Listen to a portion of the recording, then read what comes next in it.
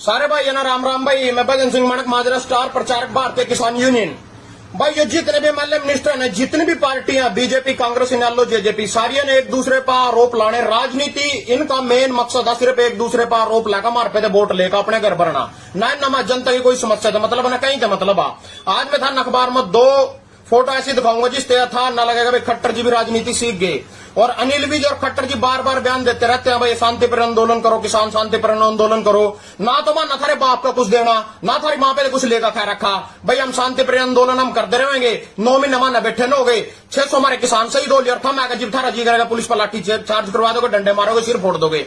तो भाई ये पहला तो सिर्फ जितना भी उपस्था हो रहा टोल टैक्स पर जितना भी कांड हो उसमें तो सिर्फ खट्टर जी ना, जो इसके राजनीतिक सलाहकार और जिसने कहा या गोदी मीडिया मतलब जो बड़ा लाल है बीजेपी का 80 साल लो, सिर्फ एक पॉइंट काट कर देंगे, छोटा सा पॉइंट। भाई इस पॉइंट पे यू कहते खट्टर जी सारी बात तो माटी ढकी जाएगी। सिर्फ छोटा सा पॉइंट काटा खट्टर जी ना, खट्टर जी को छोटा सा पॉइंट देख लो, दफा भाई रा कसी से पुलिस पर जानलेवा हमला।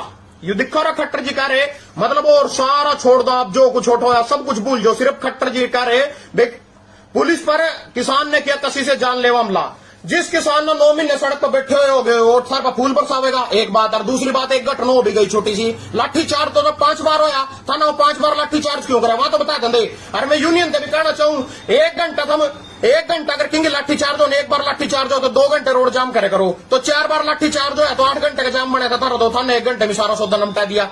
दूसरी बात भाइयों, जो खट्टर जी गए सिर्फ राजनीति के बताऊं था ना, या सिर्फ कांग्रेस पे इल्जाम लावेंगे भी कांग्रेस ने 70 साल में कुछ नहीं करा। कांग्रेस आएगी, बीजेपी ने 10 साल में कुछ नहीं करा, मामला ही खा लेंगे। इतनी भाई नु कहा कांग्रेस आंदोलन करवा रही, कांग्रेस आंदोलन करवा रही, कांग्रेस करते आंदोलन करवा देगी। कांग्रेस को तो आप अच्छा पटा पड़ा भाई, कांग्रेस सपोर्ट कर देगा आंदोलन ना। क्या कांग्रेस से पल्ला, कांग्रेस तो आप मर्दी फिर रही, वो तो सोच रही किस तरह बीजेपी जाओ आराम आवाम अपने घर भरा।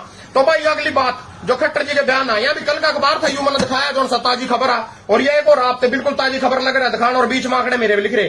कांग्रेस प्रदेश पर छोड़कर गई है 97,000 करोड़ का कर्ज। मनोहर लाल खट्टर के बयान है भाई, बिल्कुल स्क्रीन शॉट दे। और नीचे भाई 1,85,548 करोड़ यू भी चेक कर लियो, जो मैंने पेन गेलो लिख रखा। यू तुम गूगल पर सर्च करोगे था ना, गूगल पर मिल जाएगा। तो भाई अब खट्टर जी कह रहे 97,000 करोड़ का कर्ज कांग्रेस छोड़कर गई हरियाणा में 2014 में, जबकि वो 60,000 करोड़ का कर्ज था। 27 करोड़ उसमें कांग्रेस ने एक स्कीम लाई थी, पर वो ले नहीं सके थी। उन्हें एक स्कीम देती थी था भैया मैं स्कीम ले आऊंगी वोट लेने की मारी, भाई मैं वोट के मैं सत्ता में आ जाऊंगी, पर वो आ नहीं सकी। वो सारे का सारा बीजेपी के लिए मौके पर ठाका, वो सारे का सारा 27 करोड़ खाएगी। आज 97 करोड़ जो बता रहे हैं नहीं, 97 करोड़ में थे 60 करोड़ सिर्फ कांग्रेस छोड़ गई थी, जबकि हमारी कांग्रेस भी कुछ नहीं लग दिया। फिर भी जो आंकड़े सच्चाई है गूगल पर वही थरते बता रहे हैं। 27 इतना फिर भी कांग्रेस में जोड़ दिए, 97 हो गया। आज कितना कर्ज हरियाणा पा 1,85,548 करोड़, गूगल पर जाकर चेक कर लियो। खट्टर जी नु तो कह रहे कांग्रेस इतना छोड़ दी, अपना क्यों नहीं बता दो हम, आपने तो बता दो विमान ने इतना कर्ज चढ़ा जो कर्ज इसलिए चढ़ा क्योंकि 131 करोड़ जो हरियाणा पा जीएसटी का बाकी है सेंटर का, तो मांग नहीं रहे। मांग क्यों नहीं रहे? क्योंकि मोदी जी ने सरकार अगेंड में सारा पैसा यूज कर दिया। उसके बाद आज हम एनएमपी स्कीम जो मोदी जी लेकर आया, देश बेचने की स्कीम है, जो एनएमपी स्कीम जिस नाम हम कह रहे हैं वो देश बेचने की स्कीम है। उस एनएमपी स्कीम में मोदी जी कह रहे प्राइवेट कंपनियां तो हम दे देंगे, सरकारी घाटे में चल रही, तो प्राइवेट कंपनी सरकारी घाटे वाली कंपनी में तो किस तरह फायदा काट लेंगे, जिब थार पहले कट रहा तो वहां किस तरह फायदा कमा लेंगे, उसमें तो बेचने की इनकी स्कीम है। और दूसरी बात मोदी जी कह रहे आत्मनिर्भर भारत, आत्मनिर्भर बनावाएंगे भारत ना, तो भाई आत्मनिर्भर करते बन जाएगा देश। तो तुम बेचने लग रहे, सारी संपत्तियां बेचने लग रहे सरकारी, तो हम कहेंगे लो आत्मनिर्भर बनेंगे। उसके बाद भाई यो उड्डा जी कह रहे संसद में जो विधानसभा स्तर चल रहा है, भाई मेरा धक्का मारा पुलिस वाले ना। और ज्ञानचंद गुप्ता जो पंचकुले के विधायक है और स्पीकर भी है बीजेपी के, उसके आगे अपना रोना रो रहा है। भाई ज्ञानचंद गुप्ता किस तरह बचाएगा था ना, वो तो बीजेपी का आदमी है, बीजेपी का एमएलए, क्यों सुनेगा तेरी, वो तो नहीं सुनने का तेरी जिब उसको गए इन्हें सिर्फ मारते रहोगा दिखाना भाई मैं रो रहा हूं, और कल लोग मेरे वोट दे देंगे, बीजेपी का तंग होगा, कांग्रेस की जोड़ी में सारी वोट आ देंगी। तो इनकी राजनीति इसमें पिसका आम आदमी मरता जान लग रहा, कुचलता जान लग रहा, मारी कड़ी कोई सुनवाई नहीं है। सिर्फ बीजेपी कांग्रेस अपनी लड़ाई चल रही, इनकी आम जनता के मुद्दे देना कोई मतलब नहीं है, किसान को सुनते कोई लेना देना नहीं है, सिर्फ इनका यू मैटर है। भाई मान लेना इवन तक कह देगा मैं कांग्रेस सपोर्ट कर रही आंदोलन ना। भाई मैं हर तक बात पूछना चाहूँ, कोई ना कोई भाई जन्म लेवा इस संसार में, वो जान दिसार किसी न किसी पार्टी में जरूर घुस जाए, कोई सी में घुसना पड़ेगा, उसकी मजबूरी है, उसके बाप दादे तक घुस रहे, इस पार्टी में भी घुसेगा, चल मान ली सारी बात।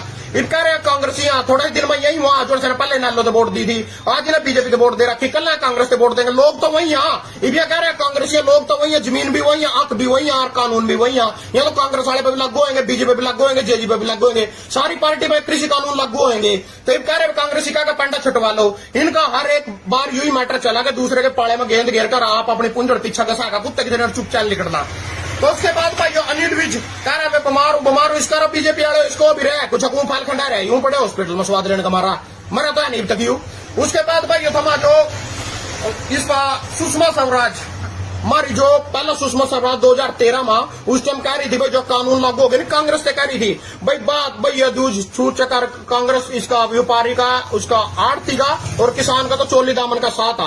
आज कड़ा गई वहां बता अगर साथ है तो सोनिया तो बोली बोबो कानून नहीं लागू करा, मारा तो इतना नुकसान हो जाएगा, इनका चोली दामन का साथ आज कड़ा गया वो साथ, आज कानून लागू लग रहा करना। उसके बाद मोदी जी खुद एमएसपी पर 2011 में मनमोहन से चिट्ठी लिखे करे थे, आज क्यों नहीं एमएसपी पर गारंटी खरीद कानून बना दे? अगर बना रहे थे तो अगर इन चिट्ठी लिख रहे थे तो आज एमएसपी पर गारंटी खरीद कानून बनाना चाहिए था, पर नहीं बना रहे क्योंकि इनकी जो अपनी भूख है नहीं आपस में लड़ाई बजवा का सिर्फ बीजेपी कांग्रेस आम मुद्दे ना दाबते चले जाएंगे, ना हमारी सुनने के और ना मरते हैं दिए जाने का। और खट्टर जी कह रहे किसानों के भले के लिए है कानून, अगर कानून किसानों के भले के लिए फिर अल्लाह ठीक मार का क्यों दे रहे हो? मरते कानून सिर फोड़ का क्यों दे रहे हो? कानून नू नहीं बनाया कर दिखाते, तब नू नहीं समझाया कर दिखाते, लठ मार का हमारा भला लग रहा है, लठ मार का कानून अगर हम ले लेंगे इनका लठ खाएगा तो हमारा भला हो जाएगा। सबसे बड़ी बात कानून में एक सबसे बड़ी बात लिख रही भाई जब भी व्यापारी का और किसान का मतलब जो हमारी जमीन वो खरीदने वाले होंगे फसल उनका झगड़ा हो जाएगा, एसडीएम पर जाकर शिकायत करेंगे।